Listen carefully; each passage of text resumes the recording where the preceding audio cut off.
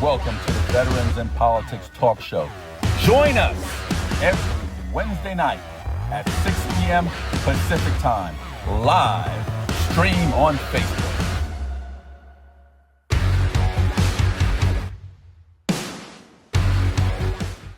Welcome to the joint veterans endorsement interviews for non-judicial candidates. At the outset, we would like to formally recognize and thank our sponsoring organizations for making today's event possible. Judge Mary Perry, Clark County District Court Family Division, Department P. Christine Brewer, Clark County District Court Family Division, Department S. Veterans in Politics International, Nevada Veterans Association, and we also extend our sincere appreciation to our additional sponsors and community partners whose support help ensure a professional, fair, and transparent endorsement process. We are honored to have all of you here with us today. Before we begin the interviews, let's review the rules and format. First, panel members will introduce themselves by stating their names and organization they represent.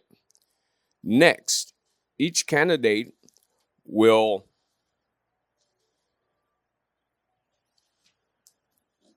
introduce themselves. Please include the office you are running for and explain why you are seeking that position. Next, each candidate will introduce, I just read that. We will then proceed to the interview process. Please remember that this is an interview, not a debate, gentlemen. Candidates may not ask questions of one another. All responses must be directed to the panel. In the interest of fairness to all participants, time limits will be strictly enforced. Each candidate will have 1 minute to answer each question. When you have 10 seconds left, you will see a yellow card. When your time has expired, I will display the blue card. You may finish your sentence, but you will then be asked to conclude. After all panel members have completed their questions, each candidate will have 1 minute to make a closing statement. Let's start here with Rayanne. Introduce yourself. Hello, Rayanne Tobin, Nevada Veterans Association. Hello, gentlemen. Introduce. Sue Christensen, Veterans in Politics International. Gary White, Montford Point Marine Association and Nevada Veterans International. Heather Florian, Nevada Veterans Association.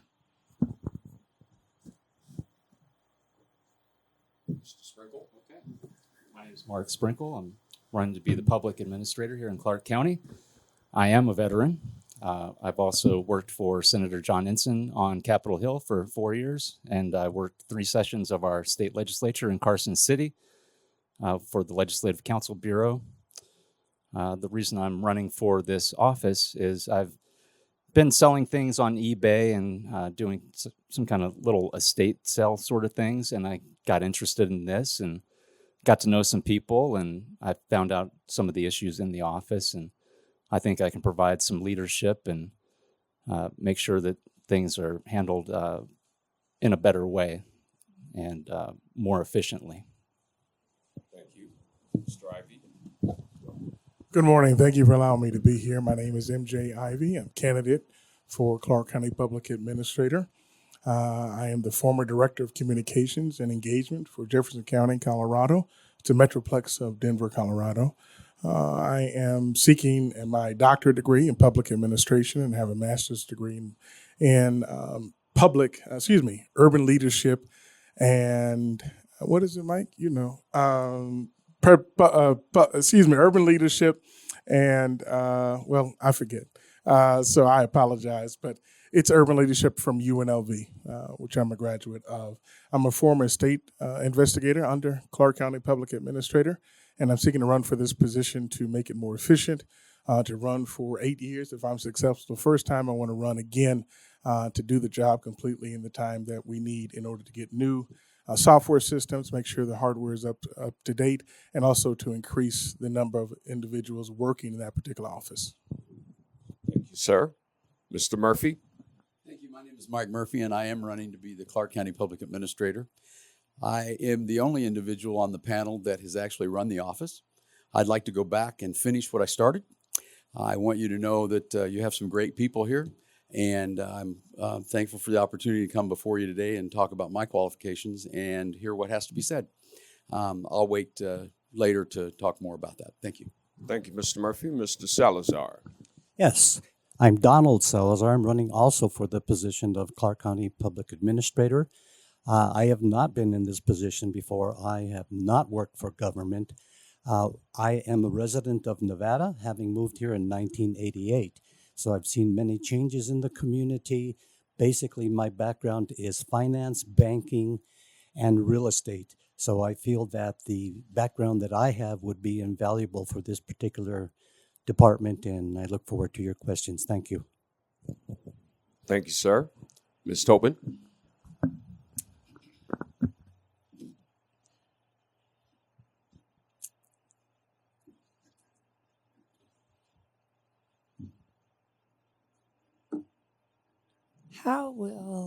Let's see. I followed at the end last time, so I'm switching up my.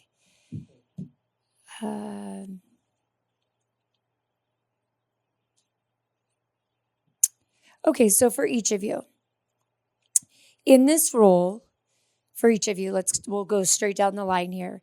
What would you implement in the first 100 days, and how could voters verify it?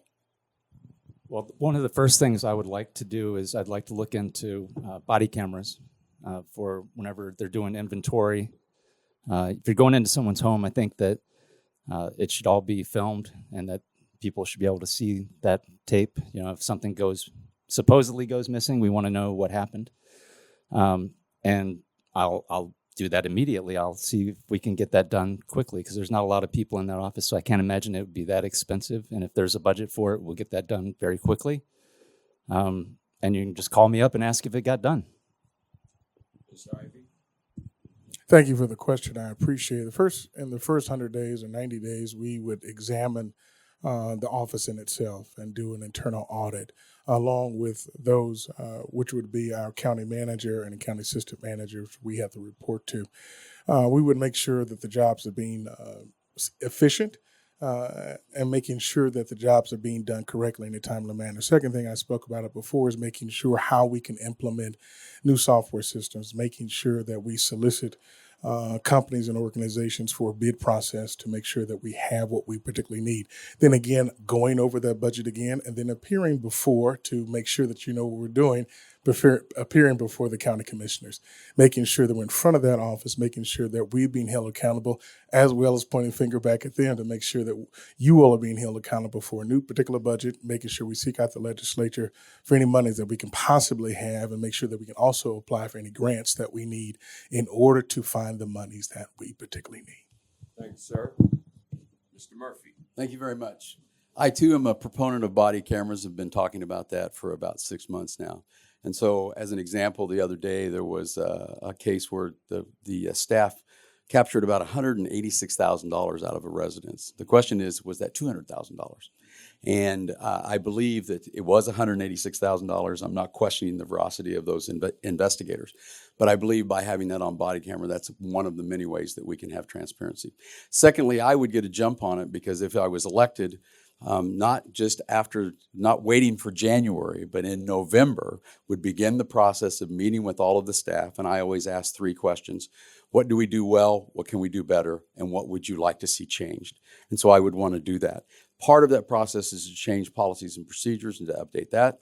I'd like to see evidentiary processes put into a barcoding system so when it's captured on the scene, it is barcoded and put into the system so it's not handled multiple times and recoded all the time. And that's just some of the beginnings. To prove how we will do that, more than happy to have an open door, have anybody come in anytime, and would, of course, share that information with the media and anyone that would like to see it.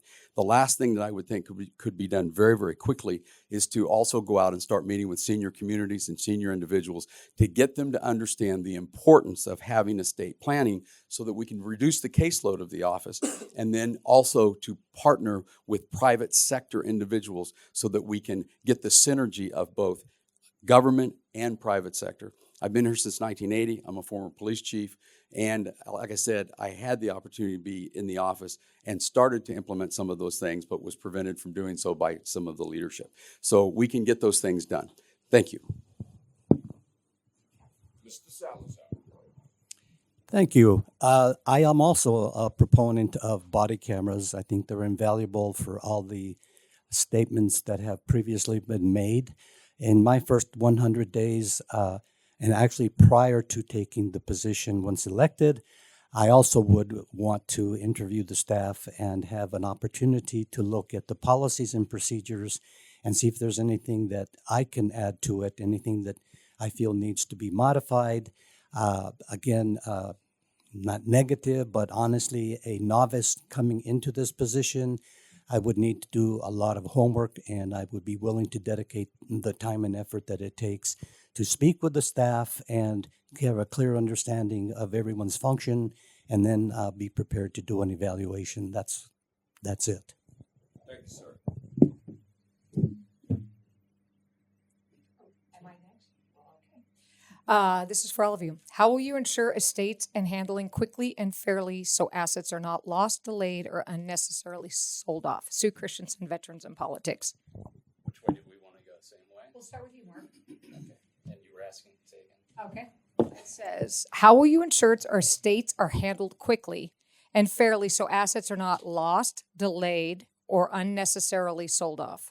Okay. Well, the first thing is that as soon as the police and the coroner call and say, you need to get over here, I'll be there immediately with whatever staff member I need to be there with, so we can start taking inventory immediately, getting things secured and put away and locked up, and make sure the house is boarded up properly. Now, the problem is that there are just so many of these cases that keep coming in and piling up, and they just got to keep getting worked through the system. And I think that, I've spoken to the current public administrator, Rita Reed, and she said that she's hired 2 more people to come in and work. And if we need to hire more people so that we can get that done, if the budget allows for it, I'd certainly like to do that because we got to catch up on these cases. So the faster we can catch up on these cases, the easier and smoother everything will go.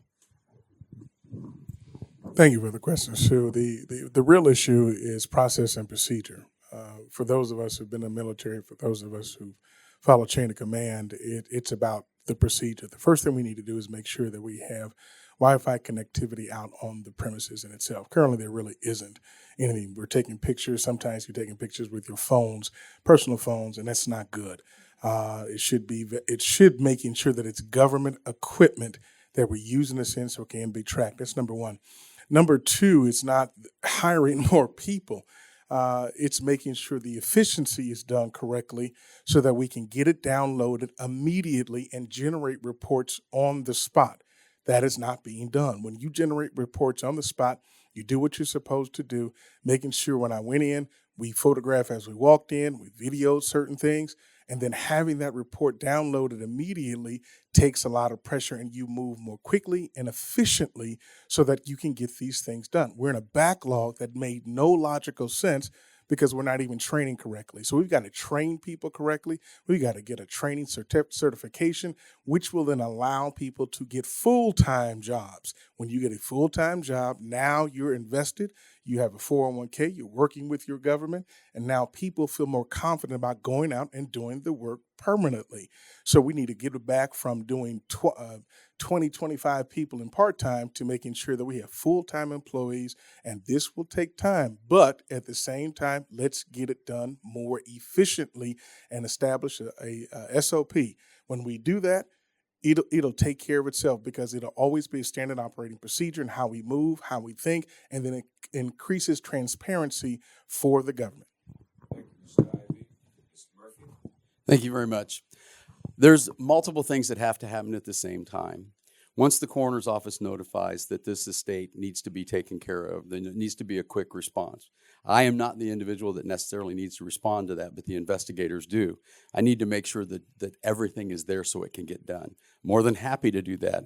And while I was the coroner, I responded after hours 50 to 60 times a year. Having said that, the body cam system that I'm proposing would be able to actually write the report. One of the first things we need to do is establish, is there a legal next of kin? Where can we find that legal next of kin? And can we slow this process down for a moment and maybe be able to turn it over to someone so we don't have to take custody of that property? The goal would be not to take custody of the property and return it to the rightful owners, which would be the family legal next of kin or the executor of the estate that's willing to do that. So I think that prevention process, or getting in early and making a decision on whether or not we even need to take that case, can cut down on a lot of the casework. I do agree with some of the other panelists about the concept of we have to get out there, get quickly. Looking at the possibility of trail cams, they're very inexpensive. We could put on them for security purposes. Whether we board up the house or not, that's an expense that also has some damage to the residents. So we need to be very, very careful with those things. But we need to move forward quickly. Policies and procedures, I will agree with MJ about, are extremely important. I am just like MJ. He comes from military. I come from law enforcement. I'm all about chain of command and policies and procedures. When you put those things in place and you do them appropriately, you can get them done quickly. This backlog that they have, one of the reasons they have it is because of what I refer to sometimes as it just gets lost in the system. We need to make sure that we're answering phone calls quickly, that we're also partnering with private industry so that they can assist us. And there's companies that go out and help us find errors. So we're having multiple people do that. The goal is not to take the case, but if we take the case, handle it efficiently. Thank you, Mr. Murphy. Mr. Salazar. My thoughts on the inventory is there should be dual control. Number one, the camera would assist in that, obviously, and security of the items. One of the first items we would go in, once we're notified of the situation, is we would take the inventory that we spoke of. We're going to be looking for documentation to see if there's a will that's been left behind, to see if there's any list of persons that are maybe hopefully listed on the will. Sometimes they're not. There could be a will made, but a person's name is on there, but it doesn't have any contact information. So I think that we need to press that going further with attorneys and people drawing wills. And I am also a proponent of the policies and procedures, and that would be one of the first things that I would look at when I go into the department, along with the interviews of the staff. Thank you. Thank you, Mr. Salazar. All right. Now, Gary White, Marine Marine Association, Veterans in Politics. The number one thing I'd like for you to do for everybody's edification, what the heck does the public administrator actually do? Let's do a timeline. And we talked about the coroner, next of kin, things of that nature. When your phone rings as the public administrator, what's the first thing you can do or you should do? Now, I would expect Mr. Murphy to be last. Mr. Sprinkle, talk to me. Okay, well, this certainly feels like the first day of school. I've read the syllabus, and here is the final exam. So let me give you my quick 30-second elevator speech that I'm telling everybody, because everybody has the same question: what the heck does the public administrator do? Very simply, public administrator, when someone passes away and there's not a next of kin immediately available or known, goes out to secure the home and secures valuables that are inside of the home that could easily be stolen, because you don't want squatters or thieves coming in to take things. And then they go about the business of looking for paperwork, documentation, things that will help you find that next of kin. And that is an ongoing process throughout the time that this case is open. So, yeah, very simply, it's just going out and looking for the people that you can turn over the keys to the house to, because you don't want to actually take anything to probate, and the faster the better that we can find these people. Thank you, Mr. Sprinkle. Expound your name, Mr. Ivy. Mr. White, I am the investigator, former investigator for this department. So I probably would be the last person. Yeah. Salazar. What would you do? Yes, it's your turn. What is it? Well, the first thing I would do is, once we're notified of the event, is we would assign someone to that case, and I would be doing the follow-up with them. I'm making an assumption here that I would also go out to the premises along with the assigned individual and supervise the process. If everything looks like it's processing as it should, then we would just go ahead and let them do their job. That's about as much information as I can give you from my standpoint. Okay. Thank you. Now I got the two experts here, Mr. Murphy and Mr. Ivy. Okay. You're more expert than we are.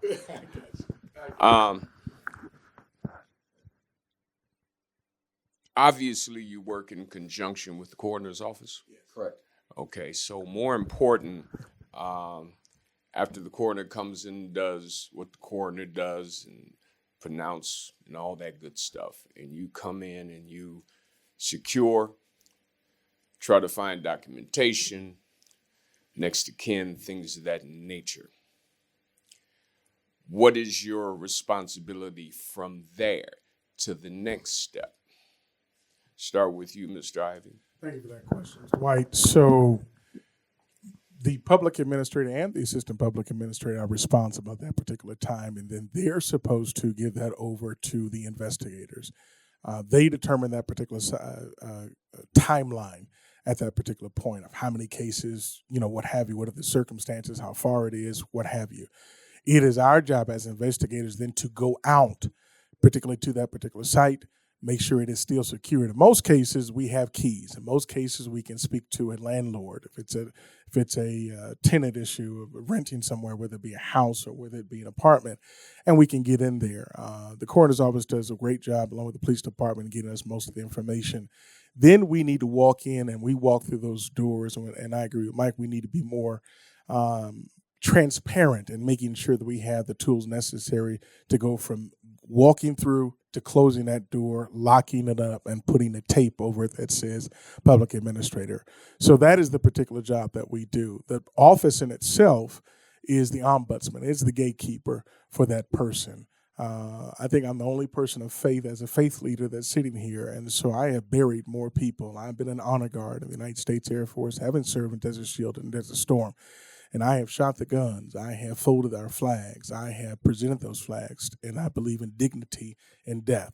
So one of the reasons I'm doing this is because I see my fellow veterans that commit suicide. I'm seeing those who are here that are lonely and in solitude. And so that's why we do the job, because it should be done with dignity and respect. And so far, it hasn't been done correctly. It's nothing to do with Mike. His 10 months in there, he did what he's supposed to do. But as he said before, he was limited. We have to get a person that's going to come in there and do the job with dignity and respect. And no disrespect to anybody, but nobody does it better than a veteran for another veteran, period. Because we're the only ones that know what we've given and what we have sacrificed in order to get there, and the solitude in which it means to having transitioned from this world to the next. So this office makes sure that the dignity and respect is being done on a consistent basis, whether you're a veteran or not. It needs to be done. And I have buried too many people, walked into too many places and houses to not want to do this for the right reasons. Thank you, sir. Mr. Murphy. Thank you. I think we need to back up just a minute. I don't disagree with anything that's been said, but I think we need to back up just a minute. In 2008, while I was the county coroner, and I was the county coroner here in Las Vegas for 13 years, and then was asked to come back a second time and serve for another year after the coroner left on short notice. So in 2008, during budget cuts, the coroner's office accepted the responsibility to make the initial response, not only while we were there for the body, but we were also took the responsibility from Mr. Cahill, who was the public administrator at that time, to go ahead and secure the residence, get what information we could, and then forward that to the public administrator's office, so it did not require a 24-hour response from the public administrator's office. That synergy of effort was done specifically to cut back and to lower the cost of what was going on, so we didn't have a duplication of effort. Secondly, once the field investigators go out, they're gathering that information, looking for paperwork, looking for legal next of kin, but there's also a cadre of staff back at the office that is now responsible for managing the case itself. And I think we're not giving them the credit that they deserve. They're now looking at bank accounts, what's going on with the residents. Is it in foreclosure? Is it being paid for? Are there liens against the property? Where are we going to get this legal next of kin? What's going to go on? And I think the initial question really was, what does the public administrator do? The public administrator manages the estates of individuals who either die without a will or without a trust and or without an executor or someone that's been designated that either is not available, has deceased, or is no longer in the area, or has decided they will not accept that responsibility. And then the government steps in and takes over that process. That's what the public administrator does. That's their responsibility by statute to perform those duties. And so everything we're talking about here is what they do, but it starts with a phone call, usually from the coroner's office, where they have secured that residence, and then we're going to send the investigators out the next day, and then we have a cadre of people, the estate coordinators and others, that are going to work that from behind the scenes. And then the decisions are made. Are we going to take the property at that time? Are we going to leave it in place? How are we going to protect it? What's going to happen next? What are the next steps? What needs to be done? And all of those things are coordinated. The public administrator oversees all of those items and all of those employees to ensure that it's done appropriately, that it's done to the best interest of the estate, and that, of course, as Mr. Ivey has said, we want to make sure that we are always respectful of that process. We may have biohazard there that needs to be cleaned. A variety of things go on, but we want to make sure that that's not only done for veterans, and absolutely they deserve that. They've not only deserved it, they've earned it, but everyone else deserves that too. I'll stop with that. Thank you. All right, good morning. My name is Heather Florian with Nevada Veterans Association. My question is, back in 2022, the TELUS era exposed a serious failure in workplace accountability within this office. Staff were silenced, retaliated against, and left without recourse. As a public administrator, what formal mechanisms will you establish so that any employee at any level can safely report misconduct without fear? And what independent oversight will exist to ensure that complaints about leadership, including yourself and others, are handled transparently and without interference? Okay. Will we start with Sprinkle? Which way do you want to start? No, that's great. I really know that's a great question, and I'm ready to go. But let somebody else answer first. We'll go down the line. All right. Well, I'll start by saying that leadership is not just telling people what to do. Leadership is setting a vision and goals and working together with people. And what I've been heard about Mr. Tellis is that he was not only telling people what to do, but yelling at people about what to do, and causing a real problem there in the office. And as far as oversight and accountability and who to talk to, I'm sure that there's someone in the county, like an HR department or something, that people can talk to. If there's issues within the office that aren't involving the leadership, I'd love for people to come directly to me and talk about the issues, and we'll handle it internally as fast and quickly as possible. I really just want to get along with everybody. The whole thing is treating people correctly and with respect, and that's all. It goes back to just your core values, and I try to live by my core values every single day. So I hope that answers your question, but I don't really know exactly the reporting process for county employees, but I'm sure that there is one. And if there isn't, then we need to look into that immediately. Thank you. Thank you for the question. I appreciate it. I was in that office, and it was very, very cold when I walked in. There were a lot of different rifts, and I'm a pretty nice, easygoing, fun guy. I'm a 30-year basketball official here. I've been in some hostile places. Yes, sir. Everybody's seen me. I met you. Yeah. And so I've been in some hostile places. That was hostile. So as the former director of communications at Jefferson County, as a boss myself of the Ivy's Communications Group and former vice president of the Southern Nevada Officials Association, you make sure that you have an open door policy, number one. Number two, the assistant or the deputy public administrator, however title we're going to give coming in, is also your chief of staff. They need to make sure that they have a relationship with folks that are there. And we want to make sure that people feel comfortable and safe to report whatever they need to report. I think it was intimidation. There is no, I'm already 6'2", so there is no intimidation. All I have to do is sit back, do your job.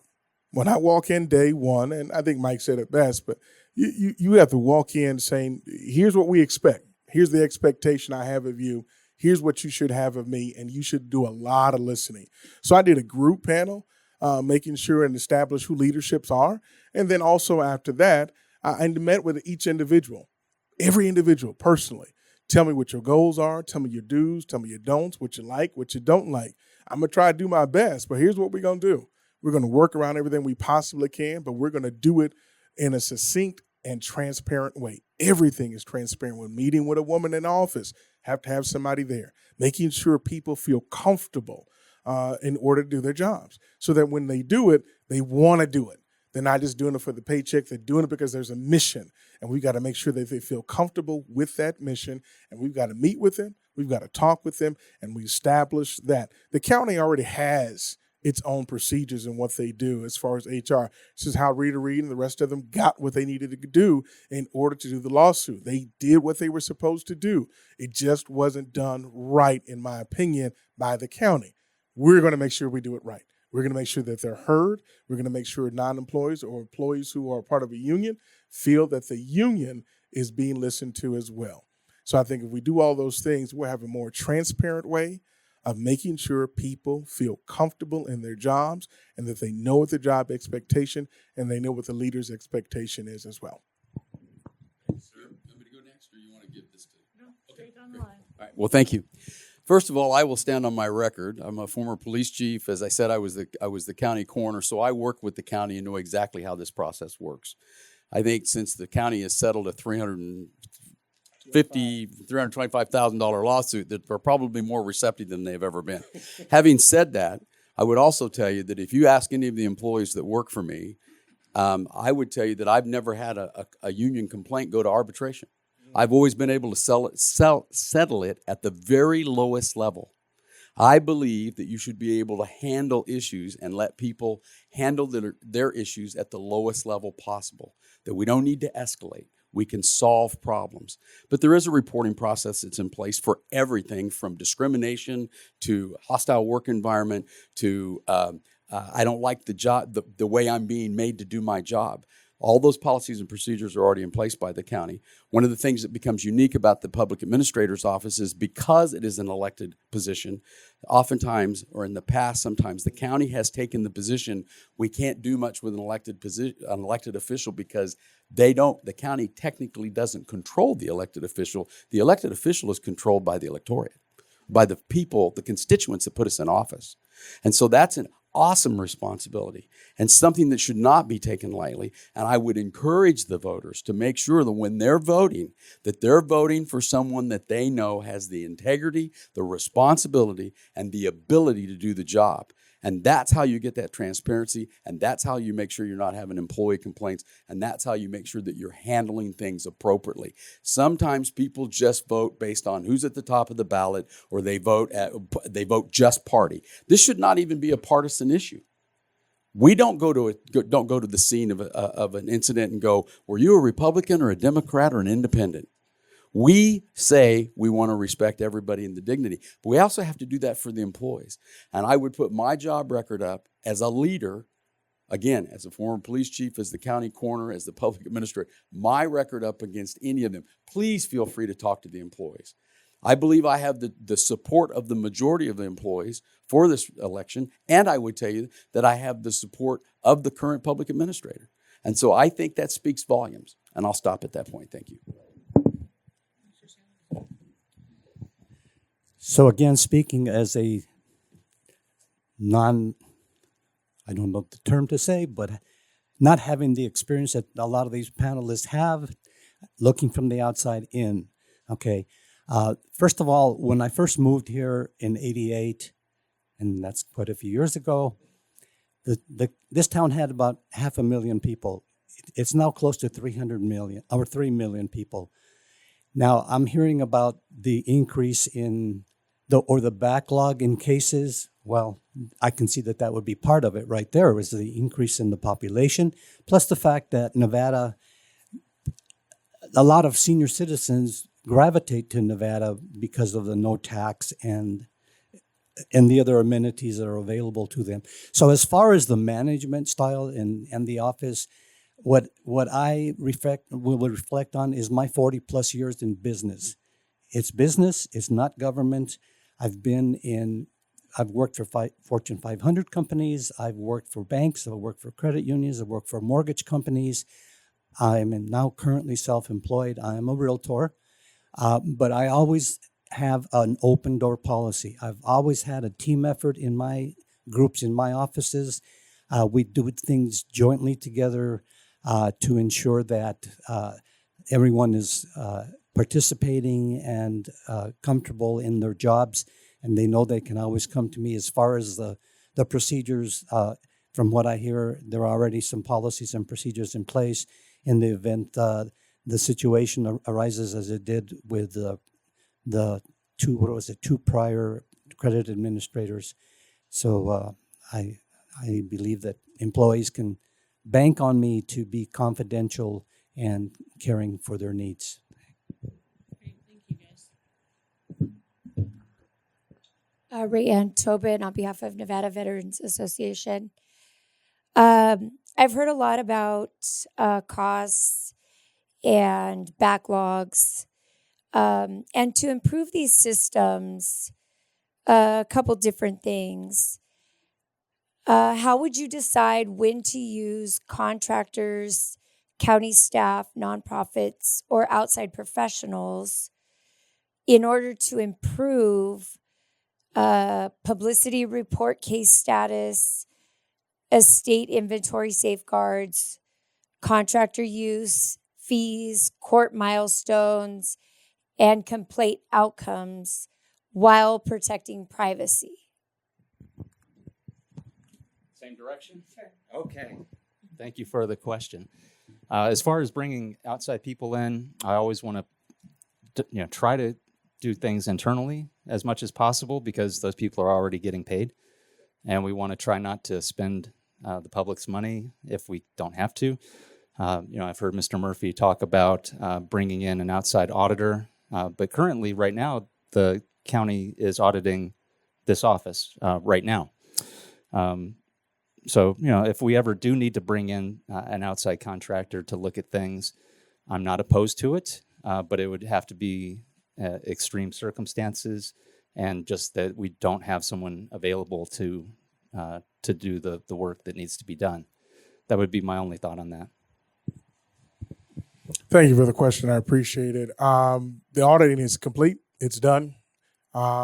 We need to look at the audit specifically and what it has. There are 2, 3. It's always going to be a bid process. You should always be prepared for a bid process when it comes to outside. Let us use internal measures at all times. Secondly, let's use our nonprofit organizations like yours. Let's making sure that we're helping people get where they need to go. And when we do these background checks or we're trying to find folks, it's a lot easier working with the VA and other nonprofit organizations here that can help us, that doesn't cost us particular money. They want to help. Let's use them in order to help and do that. And then lastly, to make sure that we're covering people's privacy, use the internal measures that are there. We have too many people that are working, too many part-time jobs. We need to create jobs that are long-term. It helps us out in the long term. But again, working with your county manager, county leadership, and assistant county managers helps us track and detail exactly what we need to do in next steps. Public-private partnerships are always important. I am not in any way, shape, or form saying that we should usurp using our government employees to their fullest extent. I would guarantee you they're working hard and working fast. And anything we can do to bring that together quicker and more efficiently, we should. As far as protecting the identities and the information about the decedents, we, of course, should always do that. That's always a concern, and it can be handled. As far as this audit that's been done, that audit was done about the processes of the office, not necessarily all of the property and everything concerned in it. It's a multi-part process. My purpose of saying that I wanted an external audit was the concept of, if I come in and take over this position, I want to know exactly where everything is, what's going on, so that I'm just not signing off on something, that I am held accountable for what I've done, what I'm responsible for, because I'm the elected official. And at the end of the day, everything I do is my responsibility, and everything everyone in that office does, it is their it is my responsibility to take care of that, and I accept that. Thank you very much. I agree with what Mike says on the external audit. I think that that's critically important, so that the person that is elected to this position has a clear understanding of the audit of the financial situation and any other things that pertain to the department. As far as the hiring of individuals or contractors, I'll go back to my background, which is in both banking and real estate. Whereas I have many, many companies and individuals that I have done business with here in Clark County. I know who is reputable and who is not. And so I would do my best to utilize the staff to the fullest extent. And if they're stressed out already and maxed out on everything they can do, then we need to look into what needs to be done to secure the premises, make sure we keep a good accounting of any expenses that are made in the event that property is going for sale through probate. We need to have an understanding and know exactly how much is owed against it. Thank you for the question. Sue Christensen, Veterans in Politics. So when someone dies, how quickly does your office head out there to secure the property? From being a fire victim, evacuated 6 times, our house burnt down in a wildfire. If it wasn't for the police securing our property, we probably would have come home to nothing. They're out there quick, fast, and furious to take your stuff as soon as they know there's an evacuation process. I'm sure people listen to the scanners. There's availability to get them. They know someone died. How do you keep them from getting into the property, and how quickly are you guys out there? We'll start with MJ. We'll switch it up. Yeah, No, absolutely. Absolutely. I was going to tell you, start with Mike. He's better at it than me. But from my understanding, what we do is, again, and I answered this a little bit earlier before, is that we get the report. How that works from the fire department, how that works with the police department, they're doing their very best. And then also the coroner's office. They may have a tag up to say, do not cross. We have to secure that as best as we possibly can. And it also depends on the circumstances as well, because, again, boarding up, everyone doesn't have that material to take wood and hammers and all that stuff. They're doing the very best they can. Our job is to look at and get the report, because we're the last person to be notified. How long does it take to get that report? Usually a week, if not sometimes more. So it's not a quick process. We're not the police department. We don't have the same post certifications. We don't have any of that in place. So it's not that responsibility of us to secure that. What we just have to do is take that report. The head gets that report. They get that report from the coroner's office, and then we move expeditiously as soon as we can as possibly get it. But again, we're backlogged. So we're already 200 and some odd cases behind. So we're trying to make sure that we try to catch up as quickly as we possibly can. I'll go. First of all, the property is secured initially, again, by the coroner's office. They're going to notify us, and they're going to put a seal on it. And then they will notify the public administrator's office. I don't necessarily agree with MJ that it's going to take a week. Sometimes, depending on the situation, we can be out there within 48 hours to 72 hours. Having said that, there are times where we are waiting a week or more, and that's because of the backlog. Part of what I think I know needs to happen is that we need to handle that backlog and develop a better system that would protect the property. And if we have to use a partnership with private, where we'd have private security watch that and do drive-bys, because Las Vegas Metro doesn't have that resource. And then, like I've talked about, maybe installing trail cams. The quicker we can get out there, the quicker we can secure, the quicker we can protect. And that can be anywhere from 72 hours to 7 days or 10 days. It depends on the situation, but it starts with usually a police and emergency response. Coroner comes, coroner will seal and put a seal on it. They will oftentimes speak with neighbors to say, if you see any activity here, please call us so that we can, respond to that. And we're dealing with everything from squatters to looters. And so all of this has to be done in a very quick manner. And that's why I've been talking about we may need to partnership with private, but we have to solve the problems and get these cases down to a manageable level. Well, the experts have already told us how the process works, doesn't it? I did do some research, and I agree with everything that's been said based on the research that I've done. From my standpoint, there isn't much I can add to it. However, I do feel that it is a good process, and that the county apparently is doing a good job in getting out there as soon as possible. And I do understand that process because working in real estate sales, I run into the situations with properties that have been boarded up or that the coroner has sealed. And so I respect the process, and I will look further into how it's working and what we can do to expedite things a little better. Well, I would just like to say that I'd like to get out there as fast as possible, because let me tell you a quick story about a friend of mine who, her mom died in South Carolina, and she took off, and she was going to be gone for a couple months, and she asked me, can you go by my house and just check to make sure everything's okay? So a couple days in, I go by, and everything looks all right. And I come back a couple days after that, and I thought the curtain had moved, and I thought that was weird.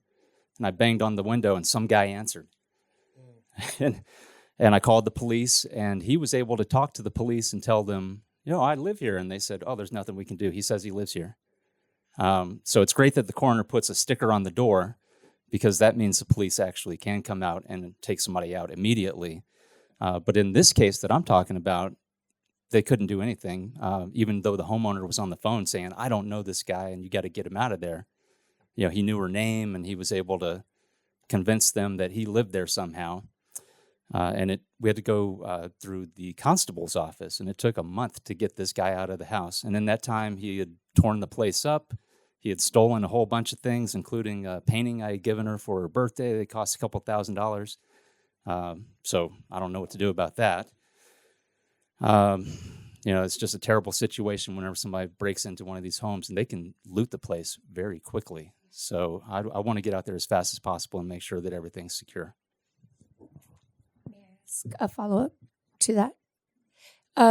Is there a statistic on, when you were speaking, I had this in my head, and then you brought that up. Is there a statistic when they seal that, between that seal and when you get out there, is there a statistic on someone breaking that seal illegally before the administrator gets out there? Is there a number? Would you like me to address that? Please. Okay. I don't believe that there is one available, and the reason there isn't is because the statistics in reference to the office are, I'm not going to say non-existent, but because of the backlog and the issues that are going on, I would tell you that there's not a lot of data available, which is another reason why I think all of us agree we'd like to go in and handle that. And we need to know how long has the case been in the system? What's going on with the case? Where is the case? They now have a new case management system that they're working through, an RMS system, but that particular data, to my knowledge, is not available. And it should be, absolutely should be. I agree with him 100%. There's no statistic. If you go to the website, even right now, the last statistics they have are from 2021. That is the responsibility of the public administrator. When I was director of communications and engagement in Jefferson County for an entire county, it is my responsibility to put up the numbers to make sure that accuracy is being followed. So you make sure that the county and the leadership is being covered. That isn't being done even to this day. The second thing is, if you would just go ahead, and that's what I want to do, put a web-based system up. When you put a web-based system up, it acts immediately. You now know the particular numbers. And if you would just do and separate the office from those who handle fresh cases to those who handle back-end cases, just like we do at the police department. We have some people, and you assign that, and you get that done.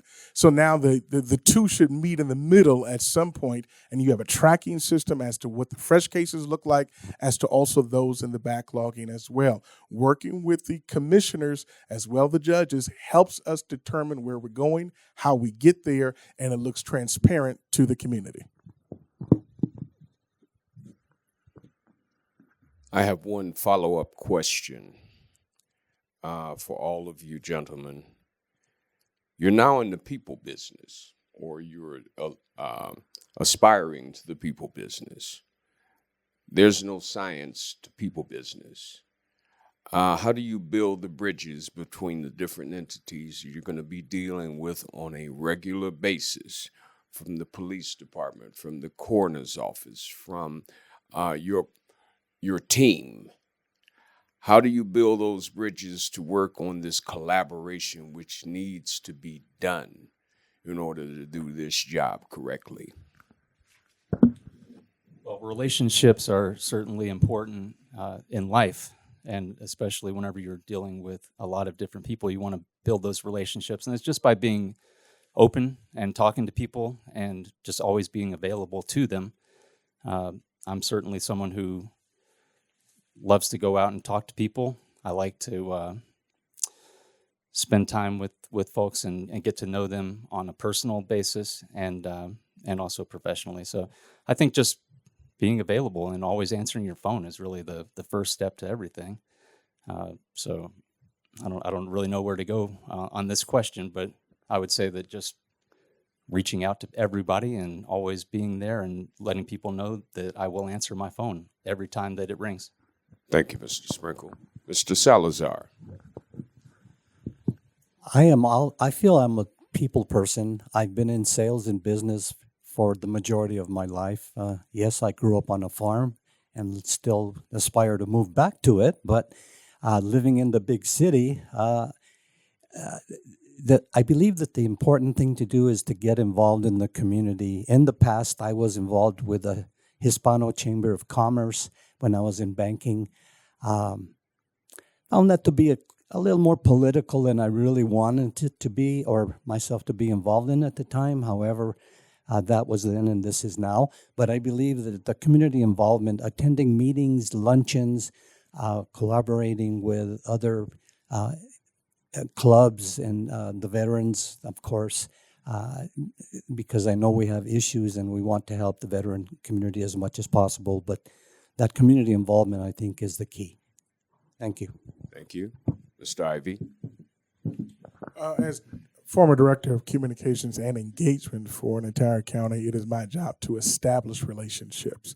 And also the standard operating procedures. So when you mention law enforcement and LEOs, we have to make sure that we have standing operating procedure reporting and working together to ensure that. Right now there's not really one in place, particularly at all.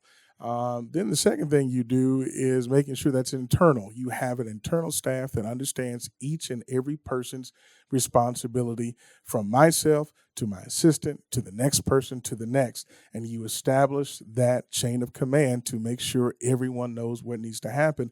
And then making sure your emails, take your phones, take your tablets, check your computer, making sure that we have more than just text. We have email and documentation so that we can work together with each person in the community. It is more than important to work with law enforcement, from Henderson and knowing the chief there to Mesquite to Boulder. You need to have relationships with people and understand the processes and procedures that they have as well as what we need to have, and then you put that together. So I would look for a task force. I would look for folks who can help us do our jobs better, making sure we have the uniforms necessary and making sure that we have the procedures necessary. But it is truly important establishing the relationships so each of us internally and externally will have veteran leadership, county leadership, government leadership, nonprofit leadership will be on the task force so that we all can work together conjunctively. Thank you, sir. And last but not least, Mr. Murphy. Thank you. Respect and dignity is number one. I would tell you that in real estate, the three most important words are location, location, location. In leadership and partnerships, the three most important words are communication, communication, communication. I don't have to establish those relationships. I have them. Clark County is 8,060 square miles, almost 3 million population.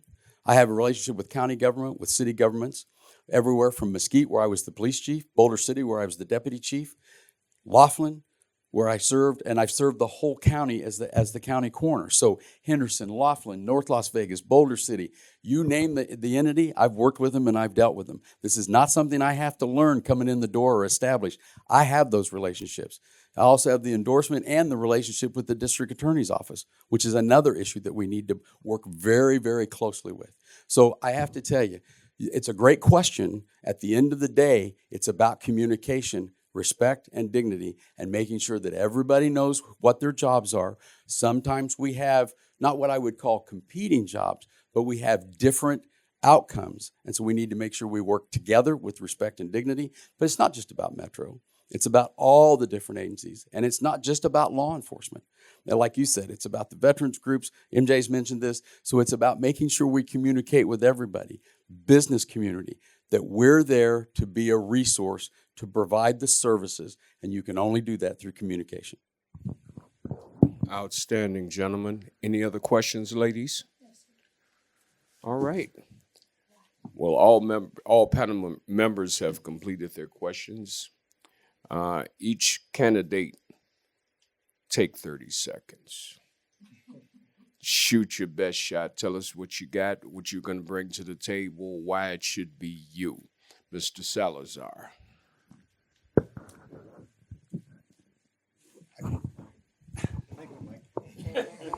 Want to make sure they can hear you. Right. Well, again, I go back to my 40 plus years in business. I am here. I have always been a servant to the people. I can go back in time to the time that I was a little kid polishing shoes on the plazas, delivering newspapers. I've always been in some type of public service, although not government per se, but always in some type of public service and sales. So I'm very big on customer service. I think that that's number one in any organization. And that coupled with open door policy with my staff, I can stand on my records in the many jobs that I've had in the past. And I've always been successful. Sometimes people say, well, what kind of a failure have you had in your life? And I can proudly say that anything that I've taken on, I've been successful with, and I aspire to do that in this position as well. Thank you for your time. Thank you, sir. Mr. Murphy. Thank you, sir. I'll try to keep this brief. I know you want 30 seconds. That's hard for me to say my name in 30 seconds. First of all, I want to thank you for the time and the opportunity to come to speak. Your members are important. What they've done is important. The service that they have provided, all of you have provided, I want to thank you for that. I understand freedom is not free. Having said that, I wouldn't be here if I didn't want your endorsement and didn't respect your endorsement. I believe that I am the candidate that is the only one that has the qualifications to walk through the door prior to day one, but certainly on day one, and get it done. I believe, not do I believe, I know that I've proved that with my leadership. I'm not trying to be verbose. I'm just trying to say I have that opportunity. I'm gaining support from different groups. As I've said, I've got the support from the current public administrator, now from the DA's office, from Steve Wolfson. I am the individual, in my opinion, not that these other individuals are not nice folks and don't want to do good public service, because I believe they do. But I know that I'm the one that can come through the door and get the job done. I would ask for your support, and I thank you for your time. Mr. Ivey? Thank you all for this time. I truly appreciate it. As a veteran, I'm going to keep saying this, as a veteran of the United States Air Force, having served in Desert Shield and Desert Storm to 2 campaigns, I am the only qualified person looking for your endorsement as a veteran. But more importantly, I have the education, understanding, and the temperance for the particular job. I want to come in and do something new. The current administration has done nothing new. They have had opportunity to keep doing something, and they haven't done it. No disrespect to anyone, but I would want their endorsement, because you've proven over and over that you've done everything incorrectly. We need to have better leadership, new thought, and new ways to do it.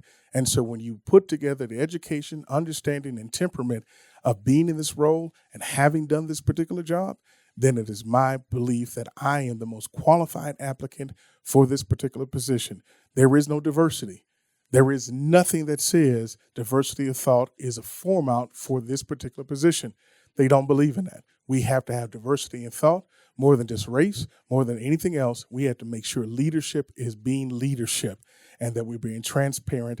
And I'm the only one here that has worked in a county position for more than 3 million people, that has had a report to more than 3 million people. I am the only candidate, and I solicit your endorsement, because I believe this organization understands exactly what's needed when it comes to veteran leadership.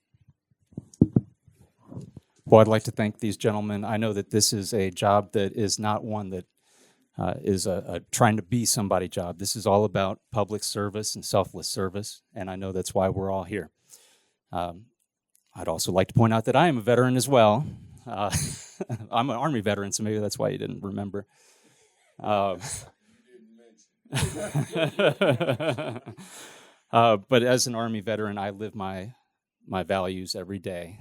Those are loyalty, duty, respect, selfless service, honor, integrity, and personal courage.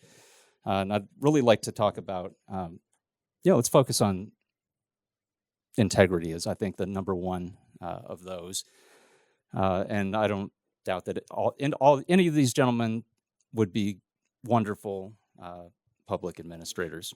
And I'm sure they all have the same values as I do. But I would like to say that this is an office management job. I have run offices. I have been in charge of people before, and I really believe that my leadership comes down to just setting goals and direction and treating people with respect.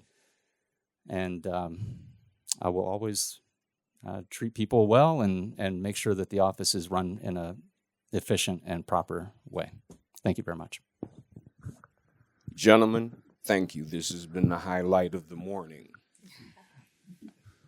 We will once again recognize and thank all of our sponsors: Judge Mary Perry, Clark County District Court, Family Division Department P, Christine Brewer, Clark County District Court, Family Division Department S, Veterans in Politics International, Nevada Veterans Association, and our additional sponsoring partners for their leadership, support, and dedication to veterans and then to the integrity of our non-judicial process. Thank you all, gents, for your professionalism, respect, and participation. Thank you. Thank you. That was very good. Thank you, guys. Thank you, man. Join us every Wednesday night at 6 p.m. Pacific Time, live stream on Facebook.